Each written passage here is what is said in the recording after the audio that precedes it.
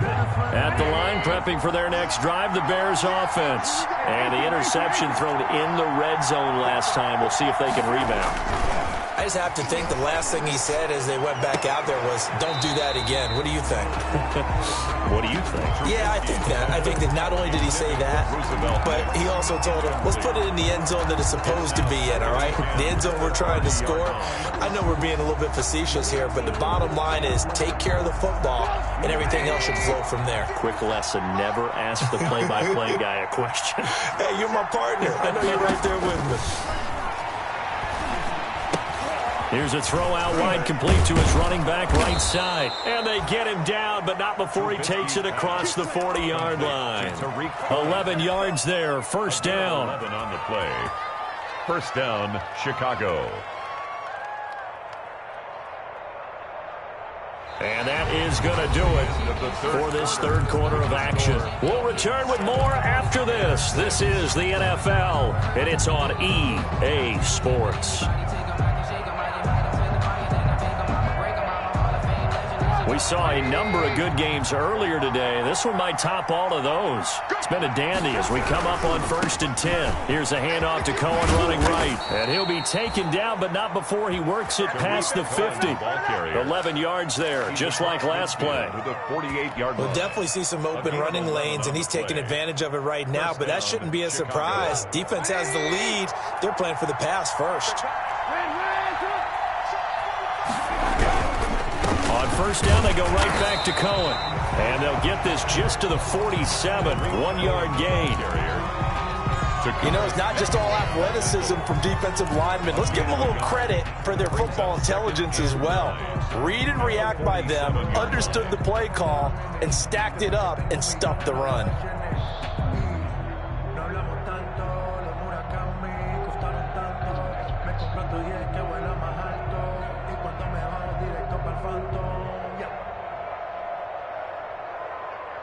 Here's 2nd and 9, just a yard on that last run.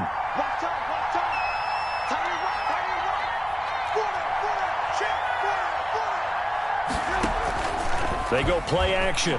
Trubisky. And that'll be incomplete. Took a pretty good shot as he tried to pull that one in. Couldn't hang on, third down. Normally being a big-bodied receiver plays to their advantage downfield. Go up and make the catch, take the hit, and pick up yardage. But in this case, the hit was timed really well and popped it free from his grasp.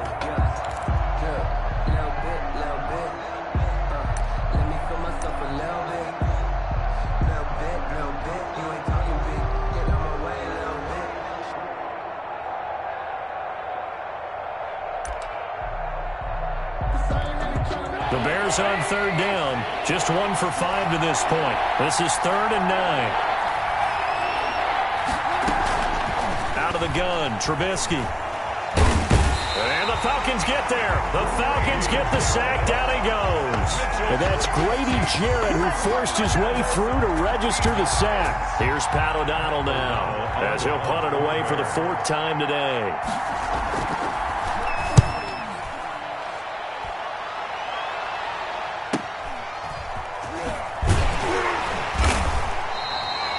That's a 43-yard punt, aided as well by a loss on the return. And the offense will come back out deep in their own territory.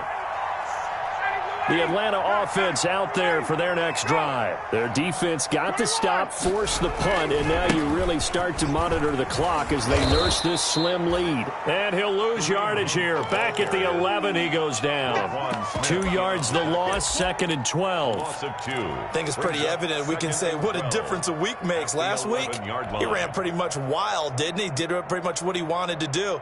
But this one, they've stopped him cold. That, to me, that's good scouting and even better execution. Yeah, and they stopped him behind the line right there. They obviously watched the tape a few times and made some adjustments.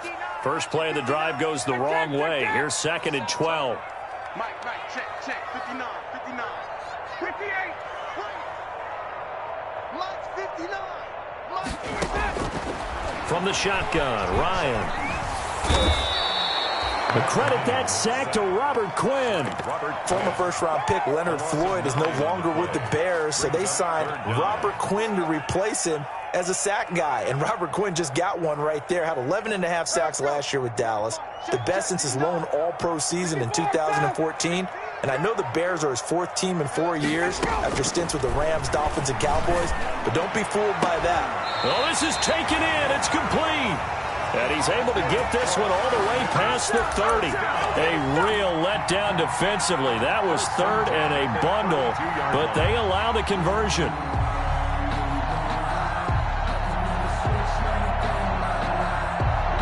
Three tight ends in the ball game here on 1st and 10. They'll try and run some clock here as they keep it on the ground. And this time they were ready for him as they'll stop him right at the line of scrimmage.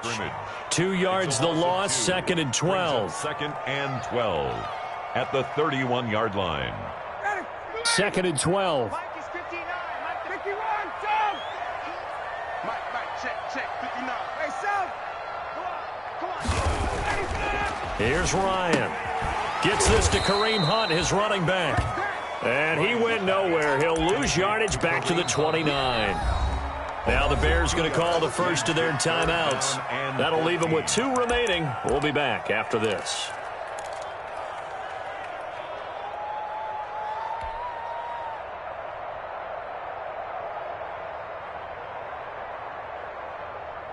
Possibly a turning point. Big play coming.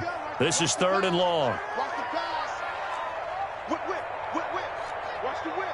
Hey, check 24. From the gun, it's Ryan. To the right side and complete to Hurst. And able to get this one across the 45 before he's brought down. A big play there as they get the conversion on 3rd and 13. 8-yard line.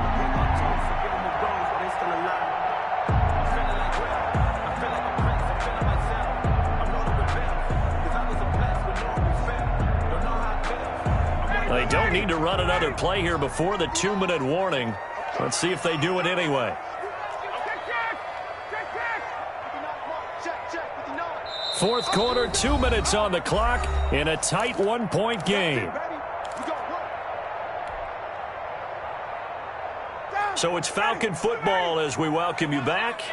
And let's see what they've come up with offensively after having time to talk it over.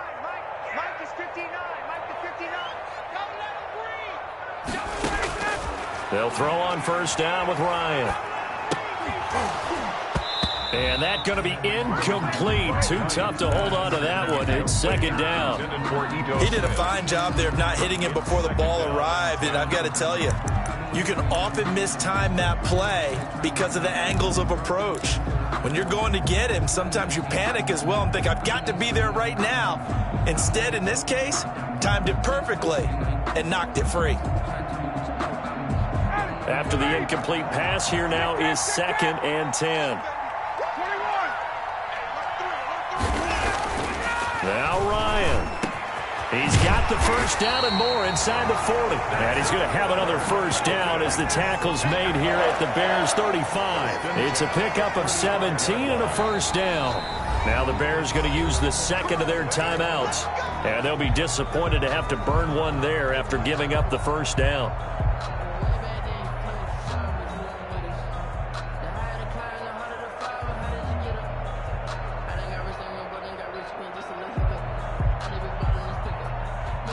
First and 10, and they've got 3 tight ends out there. A jumbo package look. They'll try and run some clock here as they keep it on the ground. And this will be a gain of 5 as he gets it to the 30. Now the Bears will use their 3rd and final timeout as they'll talk things over prior to this upcoming 2nd down play.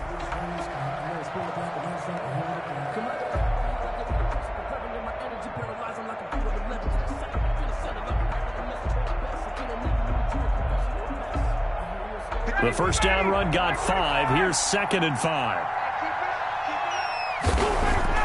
Ryan wants to throw it. Caught by Jones. And finally down he goes as they work it inside the 10 to the 7. 23 yards on the play. And they've got 3 tight ends here on 1st and goal to add some extra mass. They'll try and run some clock here as they keep it on the ground. And the hole closes quickly here. He can fight only to about the 4. He'll get 2 out of that run, and it's going to bring up a 2nd and goal. Oh, Brandon, I'm going to tell you, this is football time to me. They're inside the 10-yard line. That's like drawing the line in the sand. Who's going to make the stand here? Defensive guys, they know if he gets in the end zone, this ball game is over. And the guys with the football right now, they're thinking, let's just pound it in there. Got to hold him to 3 to keep this away. And he's across for the touchdown. And in the final minute, that should just about seal it. Well, that was absolutely ideal for them, wasn't it? Trying to salt this game away. I think one of my kids just graduated in the amount of time they had the football. That was absolutely impressive. Everybody wants those salt away the game drives. What makes them successful? Well, when you're able to mix run pass, when you're able to control the football and stay ahead of the chains, I'm using every cliche I know, but that's how you get it done because you're not taking negative plays, and that way you're able to run what you want to run when you get a chance to call it. The kickoff for the Falcons. Now following the touchdown, Richter to kick off.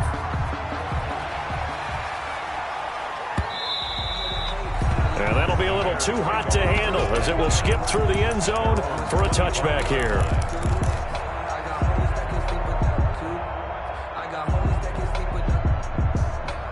The Bears offense ready to go for their next drive. One possession game. Time very much a factor. How does the offense handle this situation? Well, in a lot of cases, they should be somewhat relaxed. And I know that's counterintuitive because this is a pressure situation. But this is Friday practice every week of the season. You go over this situation, having to go downfield, limited timeouts, got to get out of bounds and keep the drive going and set yourself up. Defensively, you can't just lay back and let them do whatever they want. So it is a cat and mouse deal here.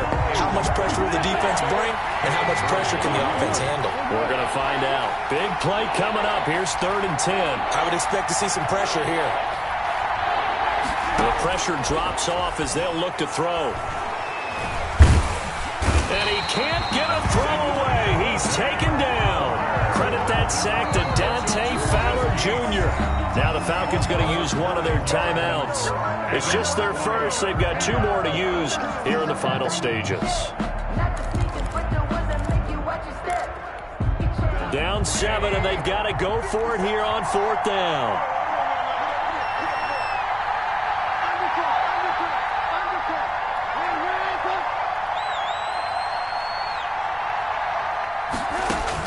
They'll try and throw for it with Trubisky. He's going to let it fly. And, oh, a crusher there as it's intercepted. Desmond King picks it. Charles, whatever's going on between his ears right now, it's just not completely calculated correctly. 7 picks between last week and this week after that one. And they always say the most important part of a player is those 6 inches between the ears. But right now, it's all those interceptions that are going on. So whoever his trusted confidant is on the sidelines, I don't know if it's the offense coordinator, the quarterback's coach, maybe the backup quarterback, that's who he needs to get with now and get himself calm.